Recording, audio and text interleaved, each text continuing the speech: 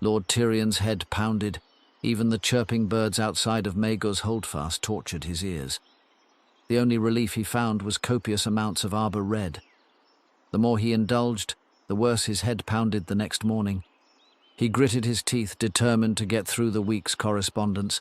The burden was more than usual as the ravens finally flew consistently since the flooding of the capital. Lord Fossaway, the acting Lord of the Reach, was demanding labourers for what remained of their harvest.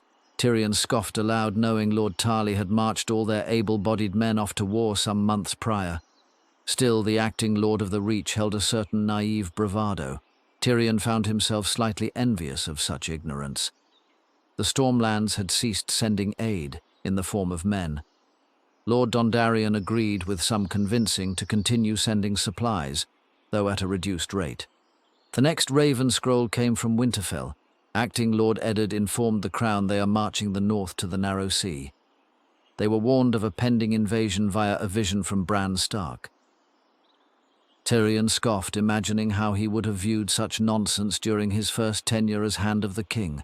He longed for the days where such claims could be classified as folly. Now a warning from the three-eyed raven could be taken as fact. Tyrion thought on it, assuming it to be true. He pondered what the Crown could muster at this trying time. Normally he would inform the King and Council, but both seemed to be absent at the moment. The only council Tyrion currently held was with the Lord Commander of the Kingsguard, and possibly the Grand Maester. Neither would likely grant any advice that would assist the North. Tyrion then shifted his thoughts to the Stormlands. Even his own guards were escorting Lady Sansa westward. Lord Tyreek would likely not volunteer any men to the northern cause. Tyrion tore the parchment in frustration and emptied his pitcher into his glass. He drained the goblet and stumbled across the room where another pitcher would seemingly dampen his despair.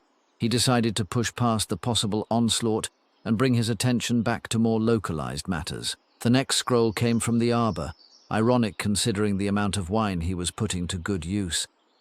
The handwriting was familiar, but its nonsense made Tyrion skip to the signature. Tyrion then erupted to his feet as the letter had been signed by Princess Brianna. He reread it twice as his heartbeat echoed in his ears. Brianna had elected to forgo her courtship in the Stormlands and would sail to the Iron Islands with Lord Vaelin. Tyrion immediately doubted whether this change of plans was consensual, but the scroll did hold the princess's seal. The Grand Maester would need to hear of this immediately. It was all Tyrion could do to hold off informing the Board of Governors any further.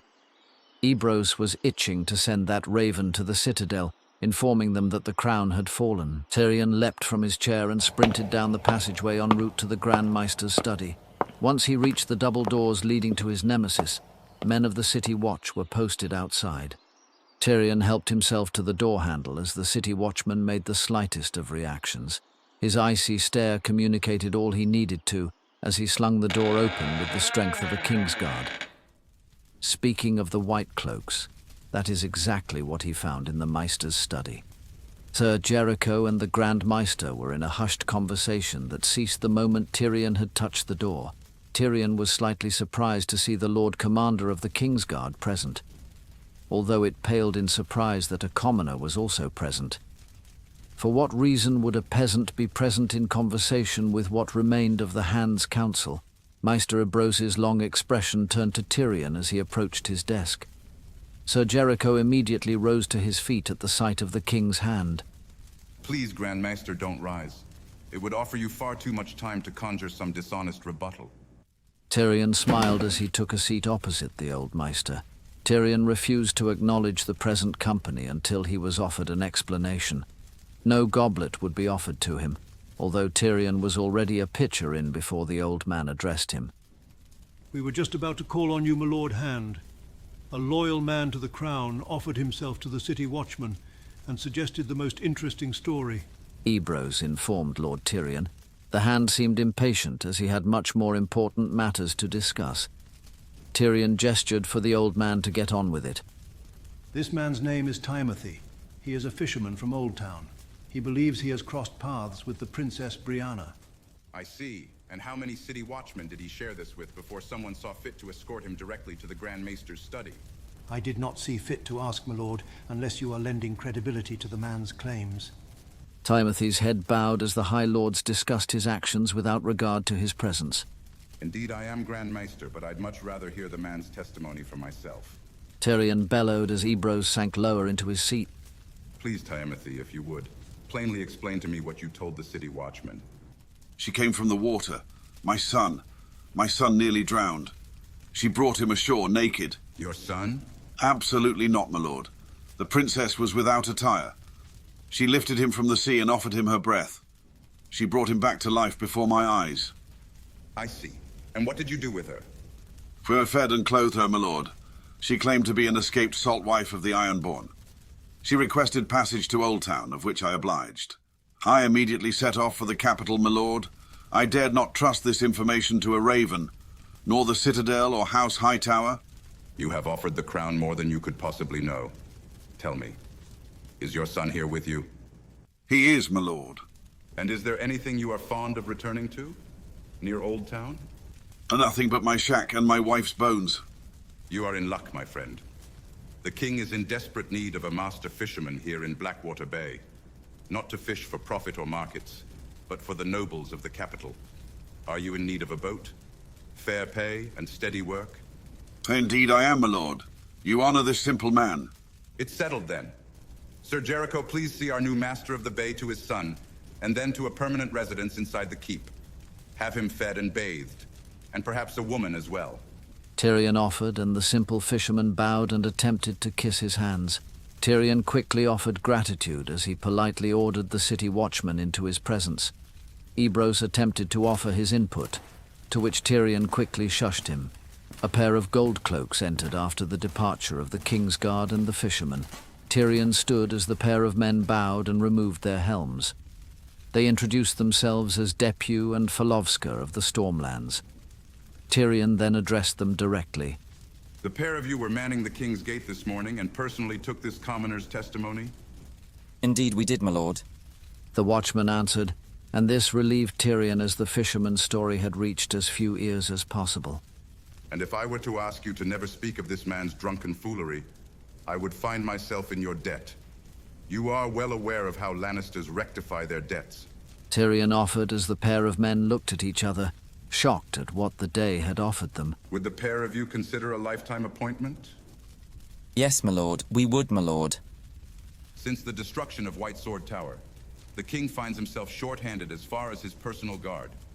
I name both Sirs Depew and Falovska as Knights of the Kingsguard, official ceremony, and knighting to follow. Both men wept at this announcement, but Tyrion faced Maester Ebros as his eyes nearly rolled from his own head. Please report to the Lord Commander. I am sure your first duty will be to sequester Timothy and his son for the foreseeable future. Tyrion finished as the watchman fled from the Maester's study. Ebros's judgmental eye found Tyrion as soon as the double doors closed. Lord Tywin would have removed their tongues and been done with it. Luckily for those men, I am not my father. I am sure when you found the king was missing, you were grateful that I did not act as my father. It surely would be one less headache I would suffer. Ebros cleared his throat. Suddenly realizing he was indeed lucky Tyrion did not deal with inconveniences as Lord Tywin would have. We have letters to send. We will instruct the Stormlands and the Vale to send men and supplies to the north. A letter must also be sent to every porthouse on the Sunset Sea, addressed to Lady Yara. Tyrion ordered, and Ebros sighed heavily. I'll have them drafted immediately, my lord, and ready for your review before nightfall. Shall I offer any additional promotions? Perhaps the princess's hand next?